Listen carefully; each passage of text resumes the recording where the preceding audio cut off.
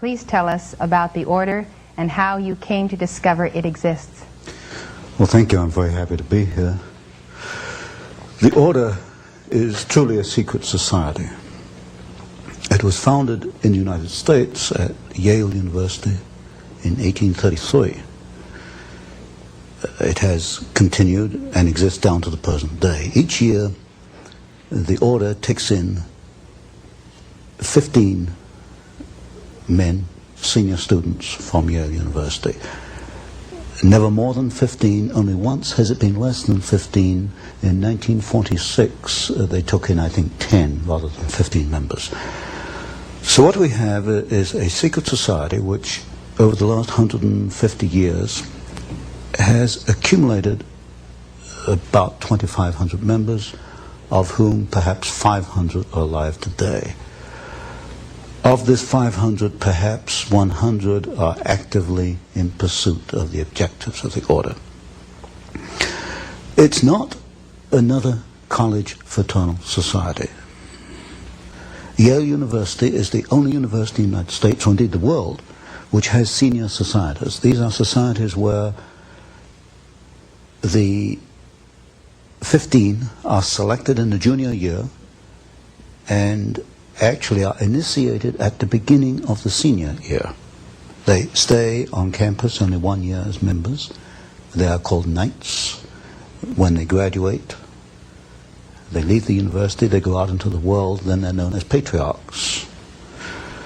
So at any one time you only have 15 knights in existence, and for the rest of their lives they're known as patriarchs. And they work during their lifetime, or a number do, towards the ends of the order. They are pretty much guaranteed success. Certainly they're guaranteed financial success. And in my reading of the material I have, I infer that so long as they go along with the purposes of the order, so long as they gear their careers and their lives towards certain ends, then they are guaranteed success. How did I come to this knowledge? Well, up to 6 months ago, I denied that there was a conspiracy, because, frankly, I couldn't prove one. I suspected a conspiracy, but I couldn't prove there was one until 6 months ago. Well, a little before 6 months ago, I received the catalog, which is the membership list of the society, all the way back to 1833, and I received some of their internal documents, enough for me to put together the way they correspond with each other, the operations within the order, to some extent their problems, and to some extent their objectives. Now, this is the book, An Introduction to the Order, by Anthony C. Sutton. It has a skull and bones on the front and 322. The 322 is an identification. The order has a temple on the Yale campus. A temple? A temple, yes. It's a building maybe this 50, 60 feet by 40 feet, maybe 40 feet high. There's no windows, two big steel doors.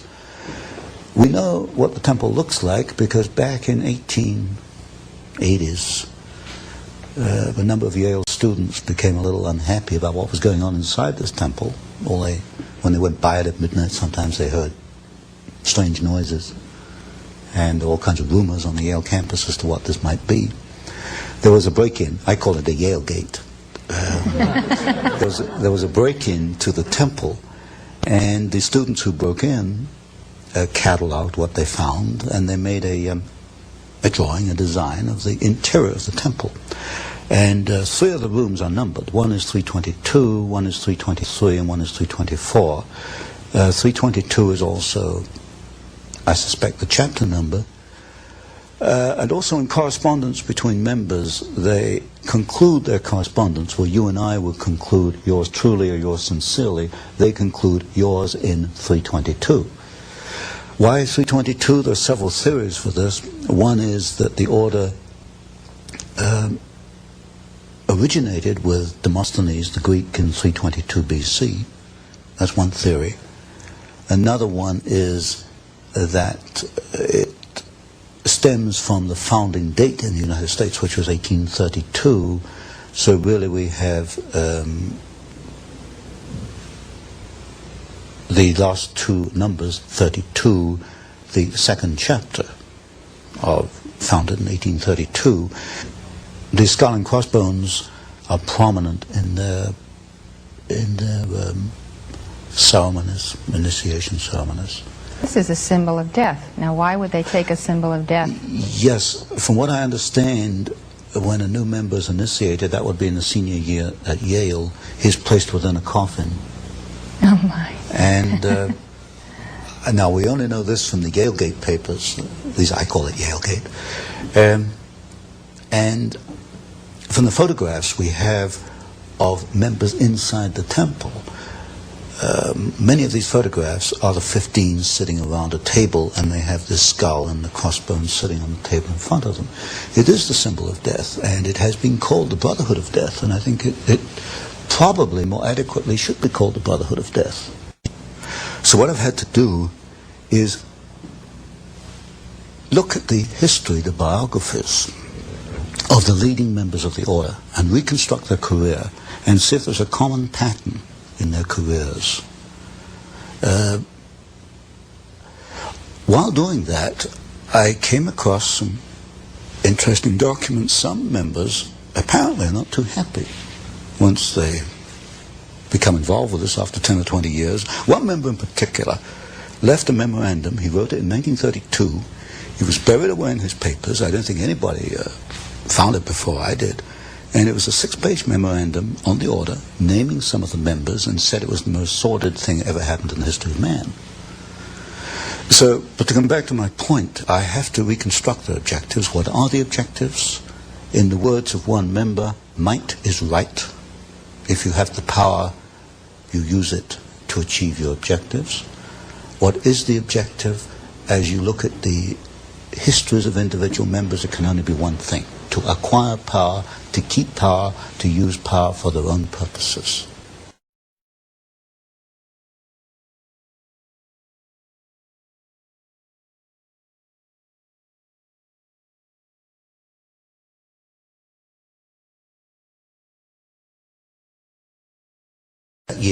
That senior year selects the next group from the junior class. Within the order, each group of 15 are known as clubs. I call them cells because they're very close to the Jacobin cell, the revolutionary cells, but internally they refer to them as clubs. Each club has an identifying number. For example, Averell Harriman is a very influential member of the order, the son of Edward Harriman, the railroad magnate. Harriman was initiated in 1913. His club number is D111. All the other 14 of D111 have died off. Averell Harriman is the only one left. To come to the other part of your question, who are some of the significant members? Today, 2 men stand out. One is Averell Harriman, who is the chief financial angel of the Democratic Party. The other is Vice President George Herbert Walker Bush. The Bush family is quite prominent within the order. Now, if you go back in history a little, you'll find that George Bush's father, Prescott Sheldon Bush, was also a member of the order. He was a member of Brown Brothers Harriman, which is the Harriman Private Banking Company. So today you've got 2 men who are supposedly in politics in opposition, Bush and Harriman. Actually, they're members of the same secret society, and Bush's father was not only a member, he was a partner in what was then Harriman and Company, which later became Brown Brothers Harriman. So behind the scenes, and this is something you don't see until you investigate it, people who appear to be in opposition politically or financially or industrially or in many ways are working together. Other members might be William Buckley. Now, William Buckley became a member in 1949, but the preceding class to that was Bush, 1848. So you get Bush was amongst the 15 who selected Buckley, and Buckley's club, that 15, was the 15 that selected, for example, one of the new members for 50 was the Reverend Sloane Coffin Jr. The Reverend Sloane Coffin Jr. at Yale was at the core of the anti-Vietnamese war disturbances on Yale campus. This is typical. You'll find that men in the same society will take opposite positions in public. So you've got William Buckley, whom I call a House Conservatism member, but so is a man, for example, called Edwin Burt, who has a string of communist affiliations, which is about that long. And we'll get into this later. The method they use is that of the Hegelian dialectic. Thesis played against antithesis leads to a synthesis. In other words, for Hegel, for history to make progress, you have to have conflict. And when you look at the key people in the order, you will find that they generate conflict. So Bush and Harriman politically are conflicting. Coffin and Buckley, although part of the same order, are in public conflicting with one another because conflict leads to the new synthesis. Other prominent members, one of the most prominent was Howard William Taft, the only man to be both President and Chief Justice of the United States. The Taft family founded the order in the United States. There have been 8 members, 8 Taft family members within the order. Taft was probably the most prominent member around the turn of the century, 1910, 1920. Stimson, who was Secretary of War under Taft, then Secretary of State under Hoover, Secretary of War under Roosevelt. In other words, at that level, politics disappears, and people often wonder, why does a Democrat join a Republican administration? If you check back, you find often it's not as a member of the order.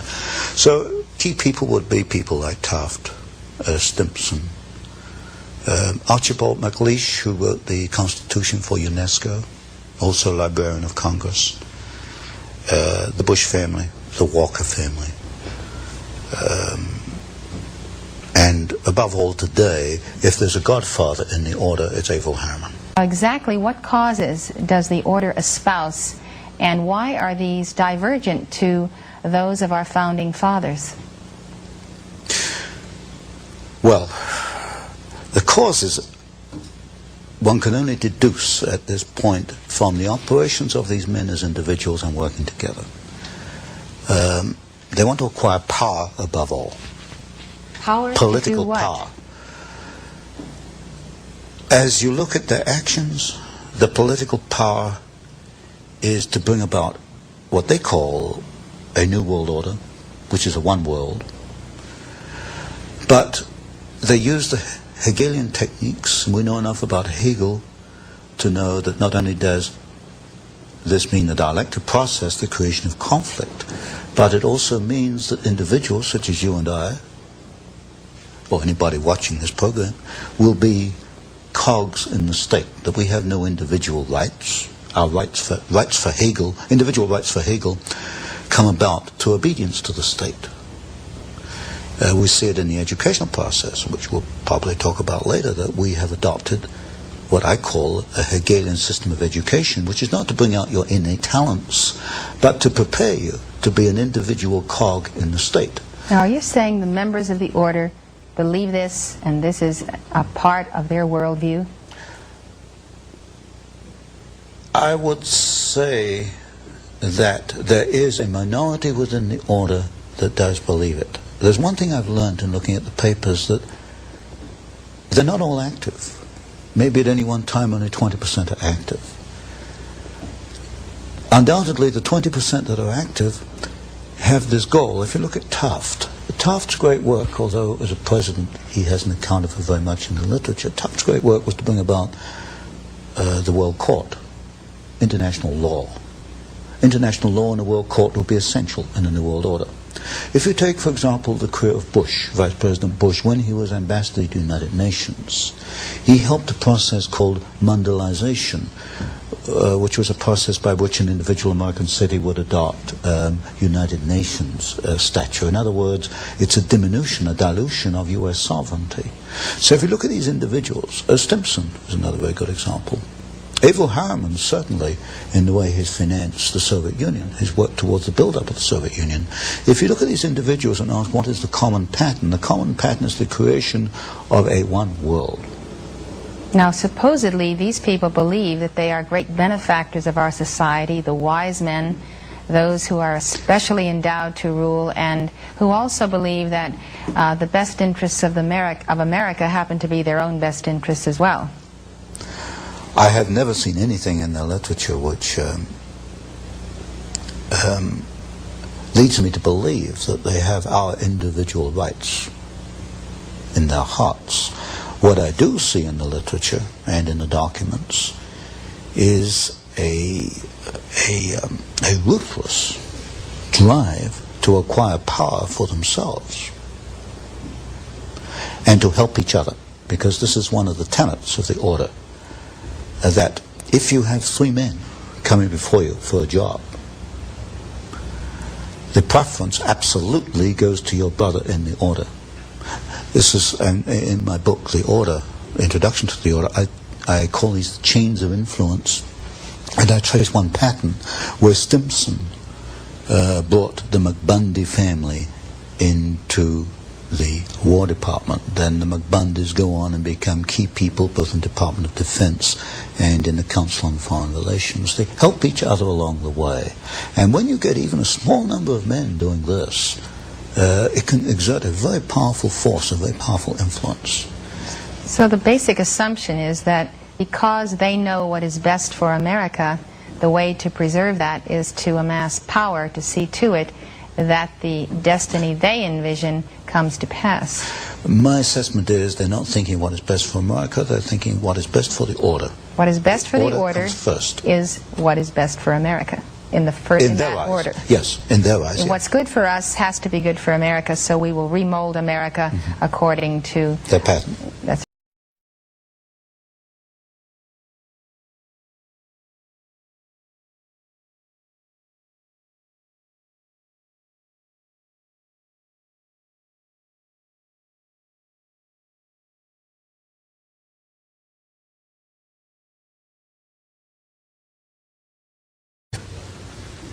It remains secret for 150 years because these people are under an oath not to talk about it. I understand that a member of the order may not remain in the room if it comes under discussion. Now, if I can elaborate on this a little bit, this poses a problem for Mr. Bush, because I write something called the Phoenix Letter, which is a monthly newsletter, and last November I began to open up. And a reader wrote to Mr. Bush and said, is what Mr. Sutton says, are you a member of this order? And the letter the reader got back was very interesting. It said, in effect, that the Vice President was not a member of a sordid secret society. That was not the question. The question was, are you a member of a secret society? The answer came back, he is not a member of a sordid secret society. Inserted the word, you see. This was a reader who doesn't give up, so he went back again. And I understand that as it stands, as we are now, that Mr. Bush is not willing either to admit he is a member of the order or to deny it, because they're under this oath not to discuss it. So when people look at the Council on Foreign Relations, in effect what they've been doing is looking at a kind of a veil which hides the order? Yes. The core, or my work, came about almost by accident. If someone had not donated to me the membership list, we wouldn't be here today. It's remained secret because nobody has done that. Everybody's been looking at the Council on Foreign Relations, the Trilateral Commission, the Bilderbergers. They are not truly conspiracies because the membership lists are open. The membership list of the order has not been open. So there's a distinction between the CFR and the Trilaterals and the order. CFR and Trilaterals are not conspiracies because they are not secret. They do what comes next. And this, of course, is very different argument to many people who've promoted conspiracy have made. They get across the idea that these people telephone each other and have little drawings and maps and diagrams. They don't operate like that at all.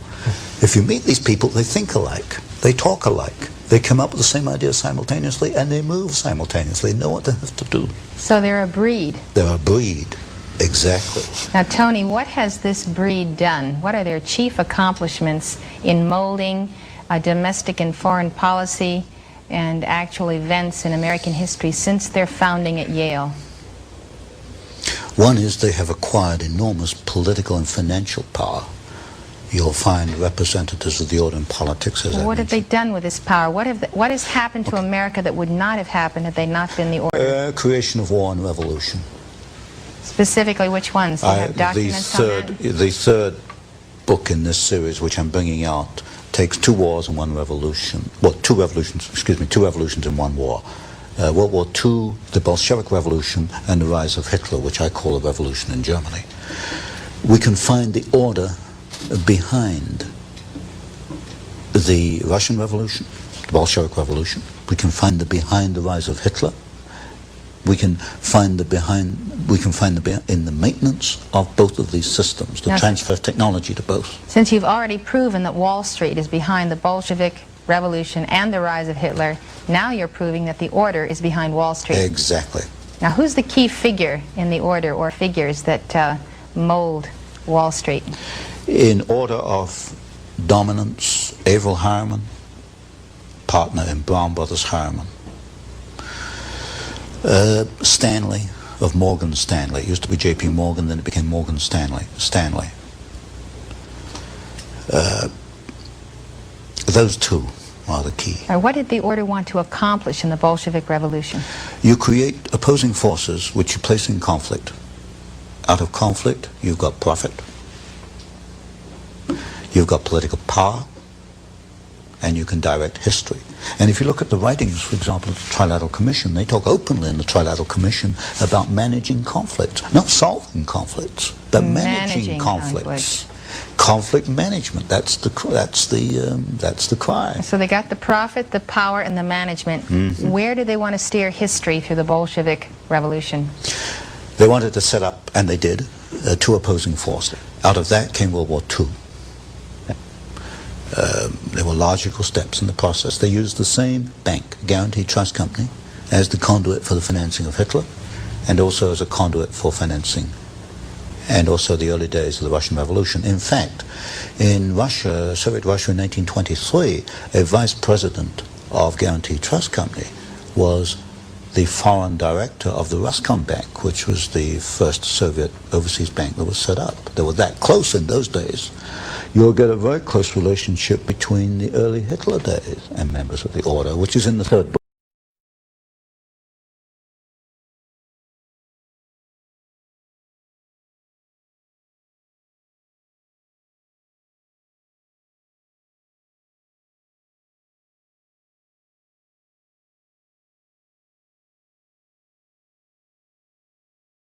I think the order has been at war with the United States in general since 1833. There's no question about that when you look at their individual actions. And that is because if the flower of the United States, the flower of freedom, was to become what its potential was, their very elite positions would not have a stronghold. Exactly. The greatest single threat to this breed that has antedated Christ is the nation that has itself founded upon a constitution that guarantees, absolutely guarantees, the rise of the individual. This is one of the problems. They cannot live with the Bill of Rights. In fact, this is why when Archibald MacLeish, a member of the order, wrote the Constitution for UNESCO, it was built into there that UNESCO would gradually try to erode press freedoms. In the Trilateral Commission, you'll find the same criticism: too much freedom of the press. There's just too much freedom for these people. They can't live with the Constitution. They tried to change the Constitution through the Fund for the Republic down here in Santa Barbara. They've not been successful yet, but they realize that there are roadblocks they've got to overcome to achieve what they want. The most unfortunate thing to me is that when the people have coming at them from all directions this momentum of the order, they turn and espouse the order or they let these people, or have in the past, become their idols, accept that they are an elite, accept that fact that they are superior, accept the projection from them to the people that they're superior.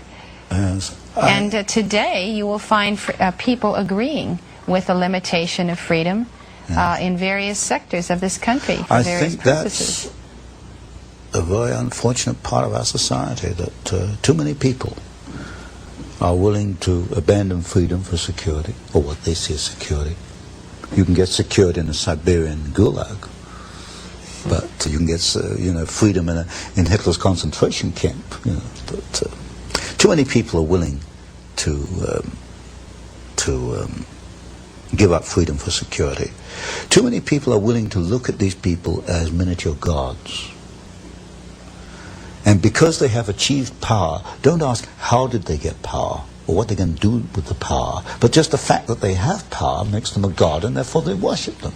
This to me is unbelievable. People, I put in one of my books, we've got 20, 30 million degree holders in the United States. People who've earned a college degree, but they don't question the statements which are made by these people. Well, it's an amazing thing that people, educated people, can accept that the interference with private property rights, or with the press, or public assembly, or religion, free speech, the interference with that can somehow be necessary to the continuity of the republic, or the security of the nation. It's ridiculous. I can't answer for these people. All I hope is that they will examine their own consciences and their own mind. Well, Tony, I think that in conclusion, it's very important that we understand how you develop in your third book, which is about to come out, the development of conflict to produce war or peace that they're choosing, and how that has worked, let's say, in Vietnam, or in the situations that are occurring today in the Middle East, where there is great conflict. How is the order managing the conflict we see on the globe today? Well, it's, as I mentioned before, basically it is using the Hegelian dialectic. You establish one side, then you establish the other side, then you bring them into conflict, then you manage that conflict. So you establish Soviet Union, you establish Hitler, you bring them into conflict, World War II. By managing the conflict, you can control the next decade or so. And as I mentioned, we built up the Soviet Union. We're building up where China today, communist China. We're even going to send the military technology. So by 1990, 2000, we've established the two sides. We bring them into conflict. Now tell me